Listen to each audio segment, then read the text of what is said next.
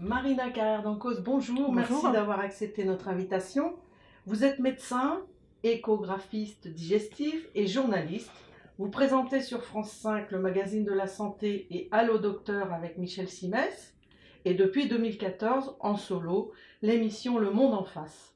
Vous avez publié plusieurs ouvrages médicaux et écrit 2 romans.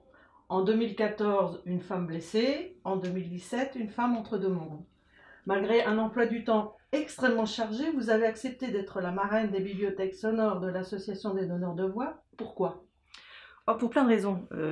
D'abord parce que j'aime la lecture et que la lecture, c'est pour moi à la fois l'évasion, la découverte, la culture, la détente, l'échange. Enfin, voilà, c'est tellement de choses, la lecture, que je souhaite que personne n'en soit privé, en tout cas que personne n'en soit privé pour des raisons de handicap. Donc ça me paraissait absolument essentiel. Moi, je suis sensibilisée à la maladie et aux limites parce que j'ai eu un grave accident il y a maintenant bientôt 30 ans, mais qui a fait que pendant un moment, j'étais plus autonome, j'ai dû dépendre un peu des autres et que voilà, on se rend compte que quand on dépend des autres, tout est compliqué et que tout ce qu'on peut vous apporter comme liberté, c'est un facteur exceptionnel. Et que voilà, les gens qui sont gênés pour lire pour différentes raisons, quand on a de la chance voilà, d'avoir une voix pour pouvoir parler, eh bien on donne à ceux qui n'arrivent plus à lire ce moyen de rêver et d'échanger. Le handicap est souvent mal perçu ou mal compris par notre société. Quel est votre avis à ce sujet? Et il est mal perçu. On en parle nous régulièrement dans notre émission avec Philippe Croison, qui est quadri-amputé et qui est chroniqueur depuis 5 ans, et justement qui disait il y a très peu de temps que par exemple dans les médias, il y a extrêmement peu de handicapés, parce que le handicap, en tout cas visible, dérange, bien sûr, que la différence dérange. Et qu'il faut, voilà, il faut travailler comme on le fait avec Philippe Croison qui fait des coups de gueule à l'antenne, qui explique, qui aide. Il faut montrer en permanence, et on le fait avec nos sujets, la vie des personnes handicapées. Mais la différence dérange toujours, c'est très compliqué, on n'évolue pas. On n'est pas dans un pays qui évolue beaucoup. La preuve d'ailleurs, cette loi sur l'accessibilité qui devrait être appliquée depuis maintenant des années ne l'est toujours pas, et que c'est toujours compliqué d'être handicapé en France aujourd'hui. L'association a pour but de rompre l'isolement des personnes empêchées de lire et leur redonner l'accès à la lecture, l'information et la culture. Mais depuis 2010, elle développe également l'accompagnement scolaire pour les élèves ayant de grands problèmes à lire aisément et dont les difficultés sont reconnues médicalement, comme la dyslexie, la dysphasie, etc. Quelle approche avez-vous des conséquences de ces handicaps et des difficultés d'apprentissage au sens large de l'enfant ou de l'élève? Mais c'est une vraie difficulté parce que tous ces enfants, notamment tous ces enfants 10 qui ont des difficultés d'apprentissage, peuvent être aidés, mais vraiment, et perdre le moins de temps possible quand ils sont soutenus par des auxiliaires de vie scolaire, les AVS. C'est une vraie nouveauté en France depuis des années, qui permet effectivement de les accompagner à l'école beaucoup mieux et donc de leur permettre de ne pas avoir trop de retard et de ne pas surtout se braquer et haïr tout ce qui correspond à la lecture, l'écriture, enfin, toutes ces choses qui sont difficiles à faire pour eux. Le problème, c'est qu'on manque d'AVS en France, que le budget n'est toujours pas suffisant et qu'il y a beaucoup de ces enfants qui continuent à être marginalisés, à ne pas avancer comme ils pourraient le faire, comme dans d'autres pays ils le font et où ils ont beaucoup moins de lacunes d'apprentissage après. En France, on est toujours en retard et une lacune d'apprentissage, c'est un isolement, c'est une régression, c'est une perte de chance et c'est pas admissible. Et il faut vraiment qu'on développe ça parce que les parents ne peuvent pas tout faire et que vraiment la solution pour ces enfants, c'est qu'ils soient bien dépistés.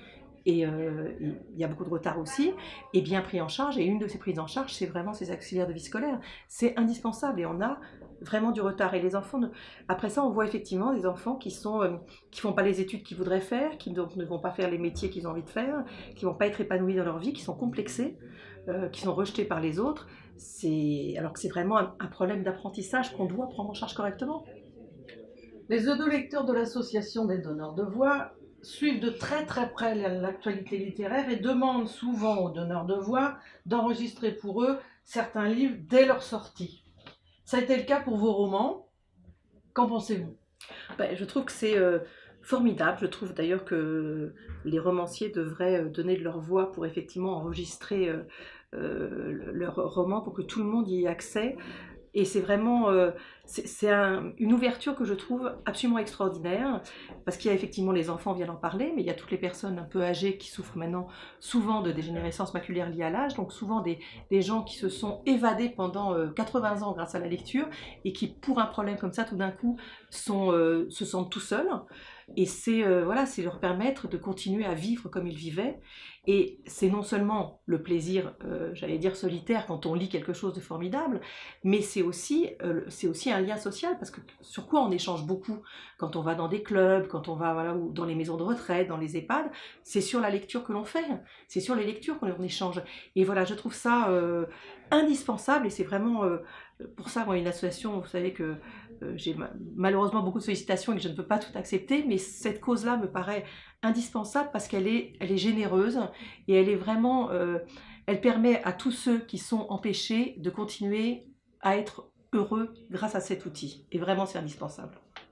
Vous avez participé à un club de lecture dans une prison pour femmes et vous y avez présenté votre roman et échangé avec les détenus leurs ressentis, leurs témoignages. Envisageriez-vous également une rencontre avec les audiolecteurs de l'association et pourquoi pas les donneurs de voix? Mais évidemment, moi, cette rencontre que j'ai faite effectivement à la prison des femmes de Fleury-Mérogis, qui étaient essentiellement des femmes qui étaient condamnées pour de longues peines, donc qui étaient vraiment emprisonnées longuement, a été une des plus belles rencontres que j'ai faites, parce que ces femmes, d'abord j'étais dans la bibliothèque de cette prison où j'ai vu effectivement tout ce qu'on leur proposait comme livre, et c'était très intéressant. Et puis c'était leur réunion où elles se retrouvaient et où elles avaient toutes lu le livre avant et où elles échangeaient. Et ces échanges étaient d'une richesse absolument, mais vraiment incroyable. En plus, bon, moi, c'était sur l'histoire d'une femme, donc ça les renvoyait à certaines de leurs souffrances.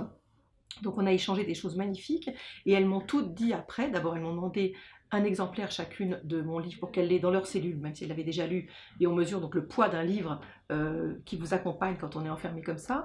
Et puis plusieurs m'ont dit qu'elles écrivaient tous les jours pour que leurs enfants ne les oublient pas, pour raconter ce qu'elles vivent en prison, pour écrire des poèmes. Beaucoup écrivaient et j'ai mesuré à quel point l'écriture qui pour moi, à la fois un plaisir, un luxe, différentes choses, c'est une nécessité aussi vitale pour ces gens et pour ces femmes-là. Donc évidemment que si je peux rencontrer les lecteurs, évidemment, moi je serais ravie, il n'y a pas de souci. Merci beaucoup Marina Karamanco. Je vous en prie, merci à vous.